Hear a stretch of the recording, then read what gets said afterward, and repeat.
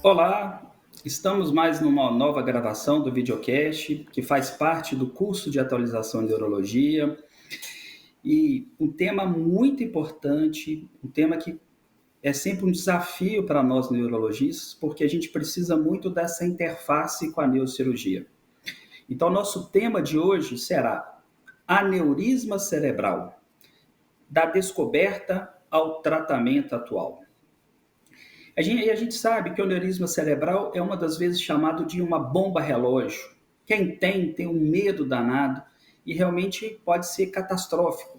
A gente sabe que tem uma mortalidade alta antes de chegar ao atendimento médico, mortalidade durante o atendimento médico e morbidade e complicações após esse atendimento. Mas será que todo aneurisma realmente precisa ser tratado? Como decidir a melhor abordagem para um aneurisma cerebral? E para isso, eu convidei o meu amigo neurologista, neurocirurgião, perdão, especialista nessa parte neurovascular, Dr. Gerival Vieira Júnior, médico pela Universidade Federal de Minas Gerais, residência em neurocirurgia e neuroradiologia intervencionista pela Santa Casa de Belo Horizonte, mestrado em neurocirurgia pela Universidade Federal de Minas Gerais, título de especialista em neurocirurgia e neuroradiologista intervencionista e fellowship nos Estados Unidos na Minimal Invasive Cranial. Eu só não lembro o lugar exatamente, o Dr. Gerival, ele fala para nós aí, mas ao mesmo tempo meu amigo e que tem prazer de ter sido meu contemporâneo na residência, eu na neurologia e na cirurgia, e desde então nós estamos juntos nessa batalha do tratamento do paciente neurológico. Seja bem-vindo, doutor Gerival. Agradecer muito, viu? Agradecer ao Felipe, meu amigo, a oportunidade, né, de participar aqui, né, do tema que a gente gosta muito, que é a parte de neurocirurgia vascular, de neuroradiologia. É meu principal foco, né, minha principal área de atuação. Então, tá ótima a apresentação, estou muito feliz. Hoje, né, o tema escolhido para a gente discutir aqui foi a parte, né, de aneurisma, que realmente é um diagnóstico impactante, né, para o paciente, para a família. E nós vamos buscar discorrer, né, da descoberta de como se diagnostica, como se acompanha, como se trata. E vamos buscar aqui fazer uma aula bem didática e que seja bastante proveitosa para todos os ouvintes, os alunos que participam aí do curso da FEMEI. Então, grande prazer, doutor Gerival, estar junto.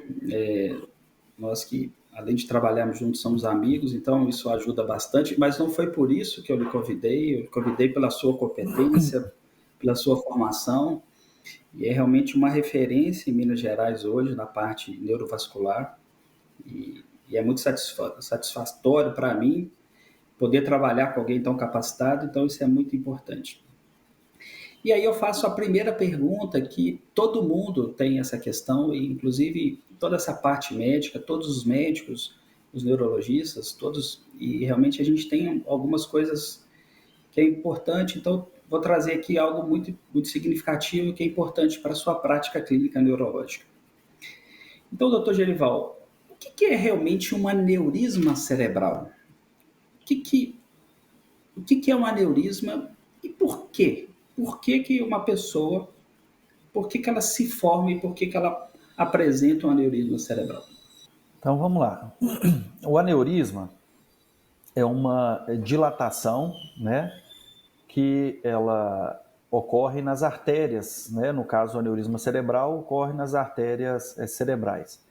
É um ponto de fraqueza que surge ali na artéria e vai havendo uma dilatação, uma formação mais comumente, de uma formação sacular, uma espécie de um balãozinho que forma na artéria, e esse balãozinho ele pode ir crescendo nessa dilatação, ela pode ir crescendo e à medida que ela vai crescendo, a parede do balão ali da dilatação vai ficando com pontos de fragilidade, de fraqueza, e ali pode ser uma área de rompimento, né, de ruptura. E quando há essa ruptura, existe um AVC hemorrágico, né, uma hemorragia, particularmente dos aneurismas. Na maior parte das vezes a hemorragia vai ocorrer no espaço subaracnoidiano, né? Então daí vem o nome, né? Hemorragia subaracnoidiana ou subaracnoideia. E a causa mais comum dessa região que ocorre a hemorragia é por ruptura de aneurisma cerebral. O aneurisma, né? Existem fatores de risco, né? Pacientes com hipertensão arterial, pacientes tabagistas, a questão da propensão, a predisposição genética. Os aneurismas são mais frequentes nas mulheres, né? Uma proporção aí mais ou menos de 3:1. E algumas doenças reumatológicas também predispõem ao surgimento dos aneurismas cerebrais, né? Os aneurismas são situações, né, bastante complexas e delicadas, e o diagnóstico, né, a conduta e tratamento está aí respaldada pela literatura médica e pela avaliação, né, dos médicos especialistas, né, o neurologista, o neurocirurgião, o neuroradiologista intervencionista. E aí você falou algo muito importante, doutor Genival, das doenças que podem causar, né? Então, as doenças que podem chegar a ter esse risco maior. O que de atenção você sugere, assim? Que doenças são mais prevalentes que podem causar esse aneurisma? Assim, principalmente, eu diria que duas a gente tem que ter bastante atenção, e são dois fatores modificáveis, né? Que não só para o aneurisma cerebral, mas para as doenças cerebrovasculares, né? Que é o tema aqui nosso como um todo, que seria a hipertensão arterial e o tabagismo. Então, esses dois fatores de risco, né, essas duas doenças, elas são fatores modificáveis e que causariam um grande impacto no surgimento e no desenvolvimento, quer dizer, no crescimento dos aneurismas. Né? Os aneurismas, igual eu falei, a maior parte deles são dilatações saculares, como balões, eu vou chamar assim, para tentar ser mais didático, mas existem outros formatos, né? Os aneurismas fusiformes, os aneurismas dissecantes. Então, existem outros formatos de aneurisma, mas o mais comum é essa dilatação sacular que surge numa artéria intracraniana. Então, quando a gente fala em relação às doenças, né, que estão mais relacionadas, a gente tem que frisar a hipertensão arterial e o tabagismo. E essas duas doenças são plenamente modificáveis, passíveis de tratamento e que vão impactar no surgimento e no desenvolvimento e na ruptura dos aneurismas cerebrais. Eu trouxe uma fotinha de uma imagem que você me mandou, doutor Geval. É lógico que ali nós estamos falando de um super aneurisma, né? Mas seria isso, né? Exatamente. Esse caso, inclusive, é um caso de uma paciente jovem, uma paciente de menos de 50 anos de idade, e ela, num contexto de cefaleia, uma dor de cabeça atípica, quer dizer, não uma dor típica, assim, mas uma dor atípica, ela foi avaliada por um colega da neurologia e, quando fez a imagem, identificou essa dilatação aí, esse aneurisma especificamente, o aneurisma da parte da circulação cerebral posterior, né? Então é um aneurisma da artéria basilar, um aneurisma muito complexo, muito grande, e de certa maneira foi um descoberto num contexto de achado incidental. Não era a causa da dor de cabeça da paciente, e é uma paciente sem histórico familiar, né, que foi avaliada, então, pela neurologia, quando realizou o método de imagem, acabou identificando esse aneurisma grande, complexo, porque a gente vê que essa dilatação toda sacular, né, esse balão, ela envolve ali aquelas artérias que surgem ali junto do início da base ali do colo do aneurisma. Então, o aneurisma é isso aí, uma dilatação sacular que surge mais comumente nas áreas de bifurcação, quer dizer, esse aneurisma a gente vê exatamente que a artéria ela vai subindo, quando ela se divide, né, a artéria basilar, ela se divide ali na artéria cerebral posterior direita e esquerda, nesse entroncamento, nessa bifurcação, surge essa grande dilatação aí que a gente chama de aneurisma cerebral, né? Um aneurisma sacular. E uma outra pergunta importante, doutor Gerival, então você falou algo muito interessante, esse achado incidental, e o que a gente tem mais medo de tudo é a ruptura do aneurisma, né? Então, mas todo aneurisma sangra? É bem interessante isso, porque daí a gente, enquanto né, neurologista, neurocirurgião, neuroradiologista, a gente tem que entender o quê? Como é que funciona o tratamento do aneurisma, né? Então, muitas das vezes, hoje, as propedêuticas, né, a investigação do aneurisma, hoje a gente tem métodos de imagem, né, de alta precisão, métodos não invasivos, né? Por exemplo, no passado, os diagnósticos dos aneurismas era preciso fazer uma arteriografia cerebral, né? Um cateterismo cerebral. É um exame que a gente faz, é um exame que utiliza um catéter, né, onde a gente vai estudar. O catéter é introduzido ou pela artéria femoral na região inguinal ou pela artéria radial, né, na região do punho, e ali a gente vai estudar a circulação cerebral. Um exame muito seguro, mas um exame invasivo. Então hoje, o achado dos aneurismas é muito mais frequente. Por quê?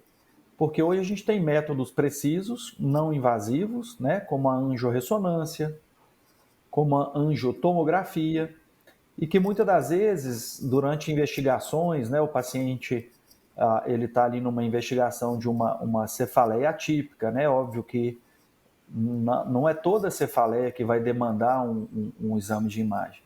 Então, isso vai ser avaliado, né, pela neurologia para definir.